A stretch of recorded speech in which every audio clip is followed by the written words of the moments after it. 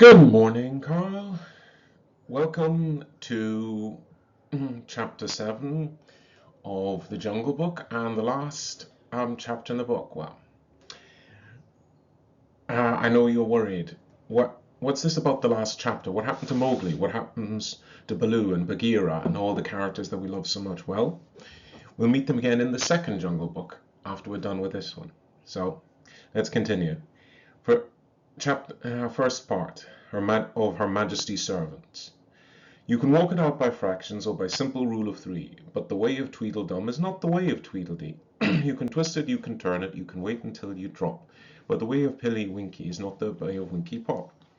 Now it had been raining heavily for a whole month, raining on a camp of 30,000 men and thousands of camels, elephants, horses, bullocks, mules, all gathered together at a place called Rawalpindi to be reviewed by the Viceroy of India.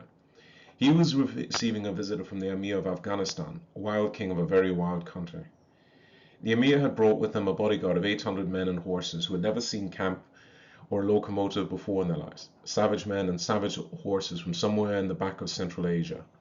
Every night a mob of these horses would be sure to break their heel ropes and stampede up and down the horse through the mud in the dark, or the camels would break loose and run about and fall over the ropes of the tents, and you can imagine how pleasant that was for the men trying to get some sleep. My tent lay far away from the camel lines, and I thought it was safe. But one night a man popped his head in and shouted, "Get out quick, they're coming. My tent is gone."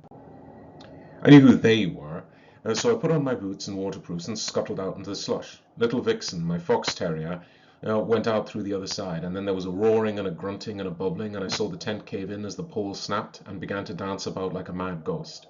A camel had blundered into it, and wet and angry as I was, I could not help laughing.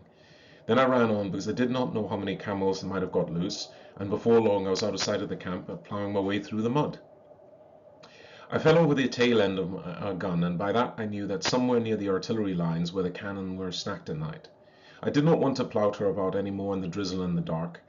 I put my waterproof over the muzzle of one gun, and made a sort of wigwam with 2 or 3 rammers that I found, and lay along the tail of another gun, and wondered where Vixen had got to, and where I might be. Just as I was getting ready to go to sleep, I heard a jingle of harness and a grunt, and a mule passed me shaking his wet ears. He belongs to a screw gun battery, for I could hear the rattle of snaps and rings and chains and things in a saddle pad. The screw gun's a tiny little cannon made in 2 pieces, and that is screwed together when the time comes to use them. They're taken up mountains anywhere that a mule can find a road, and they are very useful for fighting in rocky country.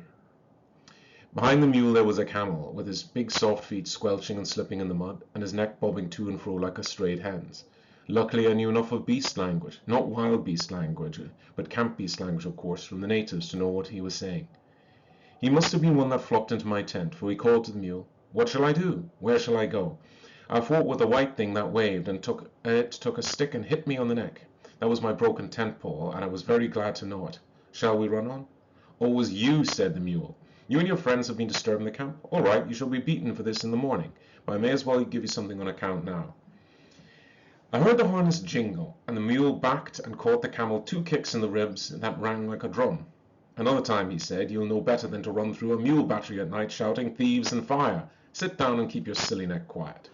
The camel doubled up, camel-like fashion, like a 2-foot pole, and sat down whimpering. There was a regular beat of hooves in the darkness, and a big troop horse cantered up as steadily as though we were on a parade, jumped a gun-tail, and landed close to the mule. "It's disgraceful," he said, blowing out his nostrils. "Those camels are racketed through our lines again, the 3rd time this week. How's a horse to keep his condition if he's not allowed to sleep? Who's here?" "I'm the breech piece of mule number 2 gun of 1st Screw Battery," said the mule, "and the other one's one of your friends. He woke me up too. Who are you?" "Number 15, E Troop, 9th Lancers, Dick Cunliffe's horse. Stand a little over there.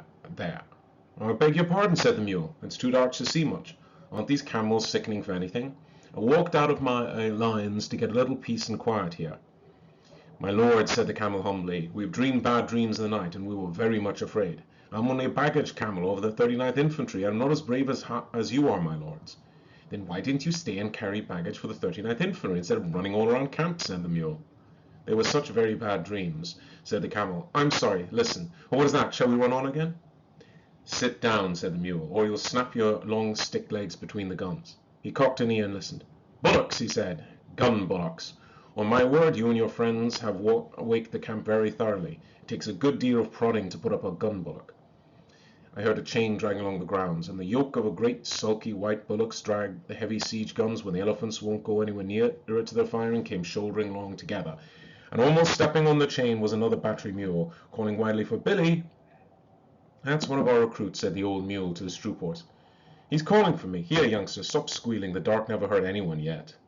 The gun bullocks lay down together and began chewing the cud, but the young mule huddled close to Billy. Things, he said, fearful and horrible, Billy. They came into our lines when we were asleep. Do you think they'd kill us?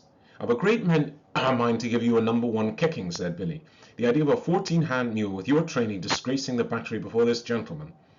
Gently, gently, said the troop horse. Remember, they're always like this to begin with. First time I ever saw a man, it was in Australia when I was 3 years old. I ran for half a day, and if I'd seen a camel, I'd be running still.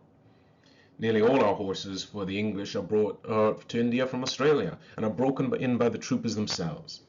True enough, said Billy. Stop saking, youngster. The first time they put the full harness with all its chains on my back, I stood on my forelegs, and kicked every bit off. I hadn't learned the real science of kicking then, but the battery said they had never seen anything like it. But this wasn't harness or anything that jingled, said the young mule. You know I don't mind that now, Billy. It was things like trees, and they fell up and down the lines and bubbled, and my head rope broke, and I couldn't find my driver, and I couldn't find you, Billy, so I ran off with these gentlemen. Said Billy. As soon as I heard the camels were loose, I came away on my own account. When a battery, a screw-gun mule calls gun bullocks gentlemen, he must be very badly shaken up. Who are you fellows on the ground there? Now the gun bullocks rolled their cuds and answered together. The 7th yoke of the 1st gun battery. We were asleep when the camels came, but when we were trampled, we got up and walked away. Better lie quiet in the mud than be disturbed in good bedding. We told your friend here that there was nothing to be afraid of, but he knew so much he knew otherwise. Bah! They went on chewing.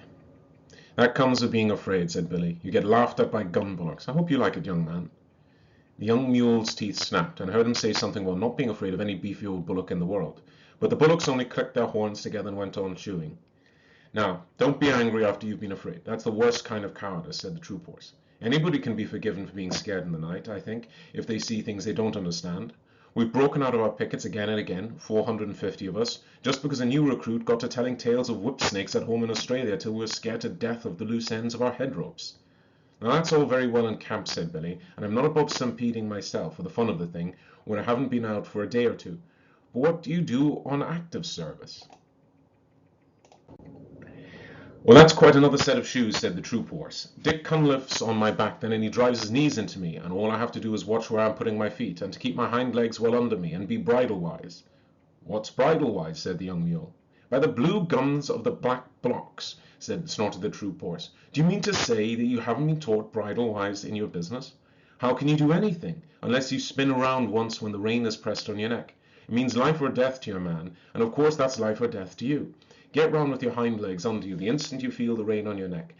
If you haven't room to swing around, rear up a little and come round on your hind legs. That's being bridle-wise.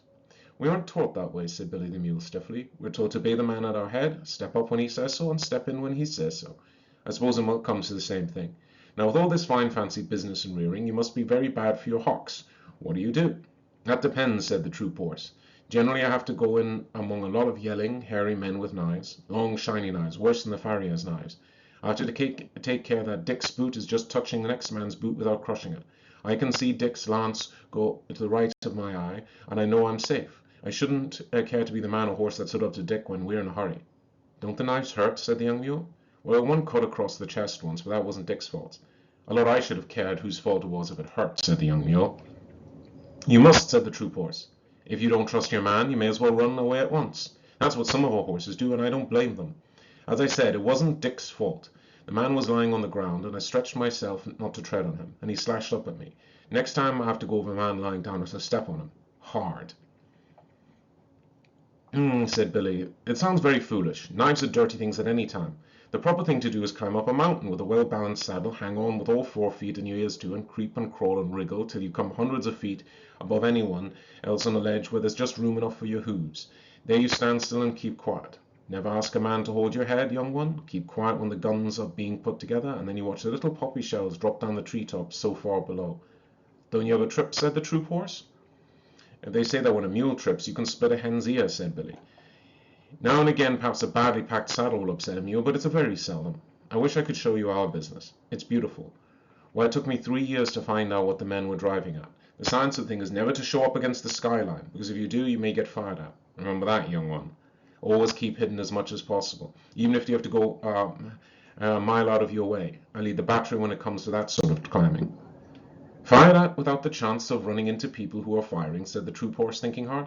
I couldn't stand that. I should want to charge with Dick. Oh, no, you wouldn't. You'd know that as soon as the guns are in position, they do all the charging. That's scientific and neat. But nice, pah. The baggage camel had been bobbing his head to and fro for some time, anxious to get a word in edgewise. Then I heard him say, clear his voice nervously, I fought a little, but not that climbing way or that running way. No, now that you mention it, said Billy, you don't look as though you were made for climbing or running much. Which was it, old Haybase? The proper way, said the camel. We all sat down. Oh, my crumper and breastplate, said the troop horse under his breath. Sat down. We sat down, all of us.